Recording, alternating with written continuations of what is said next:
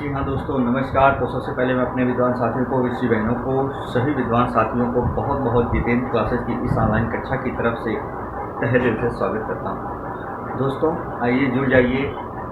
आज का हमारा जो टॉपिक चालू हो रहा, आप जान रहे हैं कि जो बिंदु आपका चल रहा है, आपका बिंदु चल क्या रहा है, अलंकार पूरा हो गया है, रस चल रहा है। और रस के बारे में देख रहे होंगे आप, नाना प्रकार के बिंदु पर मैंने चर्चा कर दिया। जैसे आपने देखा होगा विद्यार्थीगण, रस के बारे में तमाम बिंदु पर मैंने चर्चा पर चर्चा किया। श्रृंगार रस पढ़ा आपने, हास्य रस पढ़ा आपने, करुण रस पढ़ा आपने। आज हम पढ़ेंगे शांत रस। और शांत रस का स्थायी भाव क्या होता है विद्यार्थीगण? निर्वेद या ग्लानि होता है, जिसका मतलब होता है खेद। जी हाँ, शांत रस का स्थायी भाव क्या होता है? निर्वेद होता है या ग्लानि या खेद होता है। आइए इसके अंतर्गत जो एग्जाम्पल आते हैं उसके बारे में हम चर्चा और परिचर्चा करने वाले हैं। तो चलिए जरा देखते हैं।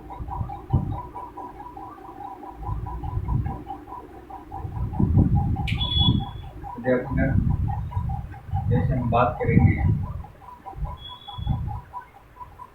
शांत रस, और शांत रस का स्थायी भाव क्या होता है? निर्वेद।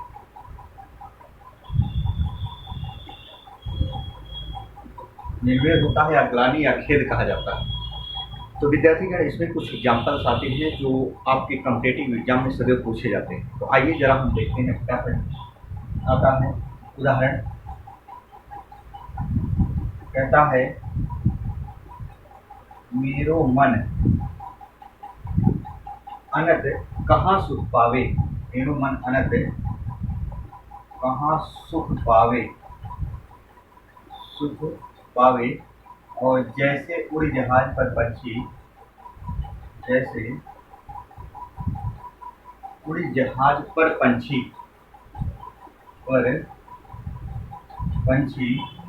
फिर जहाज पर आवे।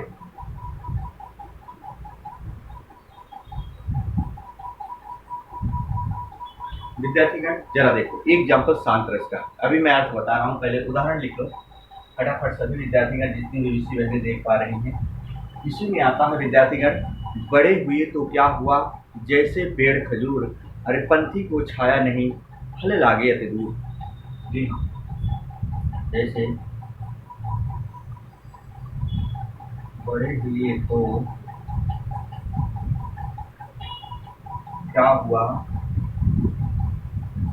जैसे पेड़ खजूर। विद्यार्थीगण, जैसे पेड़ खजूर, और कहते हैं पंथी को छाया नहीं, फल लागे। बड़े हुए तो क्या हुआ, जैसे पेड़ खजूर, पंथी को छाया नहीं, पंथी को छाया नहीं, फल लागे अति दूर। विद्यार्थीगण जरा देखिए, दूसरा एग्जाम्पल हो गया। आपने एग्जाम्पल और सुना होगा, जैसे बहुत से इंपॉर्टेंट एग्जाम्पल्स होते हैं कि मन रे तन कागज का पुतला। विद्यार्थीगण ये भी आता है तो गलत मत करना। अगला उदाहरण, जैसे मन रे तन कागज का पुतला। जब देखो, मन रे तन कागज का पुतला, ये अलग एग्जाम्पल है। अगला एग्जाम्पल आता है, एग्जाम्पल एक भी नहीं छोड़ना है, सारा लिखना है, ताकि एग्जाम में आप बैठो तो प्रश्न आए तो गलत ना करो। आपने सुना होगा विद्यार्थीगण, एक एग्जाम्पल होता है, जब मैं था तब हरि नहीं, अब हरि है मैं नाही, सब अंधियारा मिट गया जब दीपक देखा माए। जी हाँ दोस्तों, जैसे आता है, जब मैं था तब हरि नहीं, अब हरि है मैं नाही, अब हरि है मैं नाही। अरे कहते हैं सब अंधियारा मिट गया,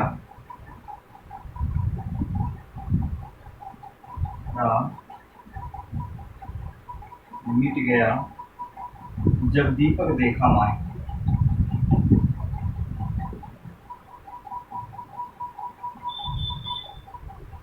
विद्यार्थीगण एक एक हम एग्जाम्पल्स देख लेते हैं, या तो पहले आप इसकी साथ ले लीजिए फटाफट, फिर हम देखते हैं।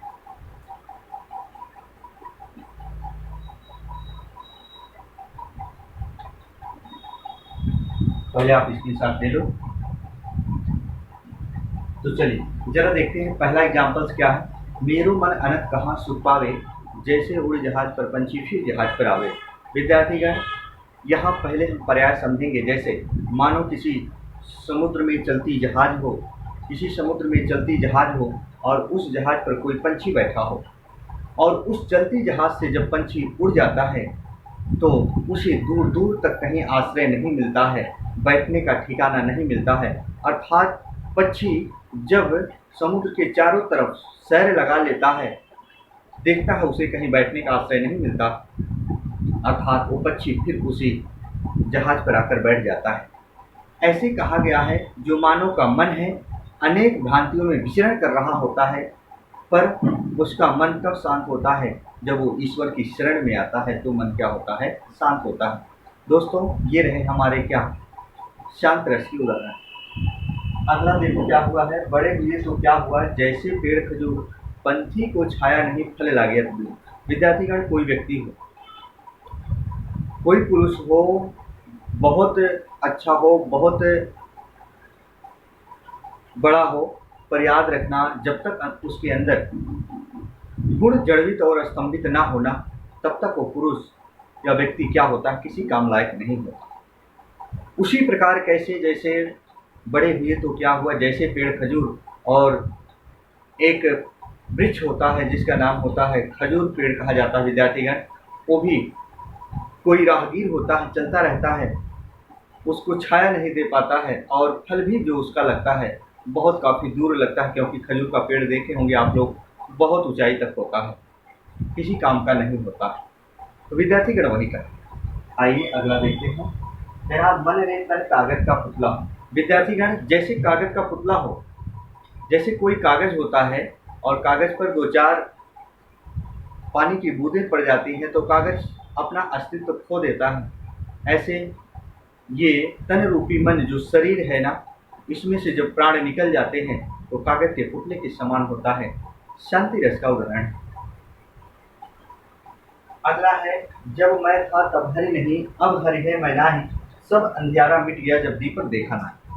विद्यार्थीगण कहा जाता है जब मैं था तब हरि नहीं, जब मेरे अंदर मैं यानी अहम, अहंकार, घमंड कहा जाता है, जब मेरे अंदर अहम था, घमंड था, तब मेरे अंदर हरि नहीं यानी ईश्वर का वास नहीं था।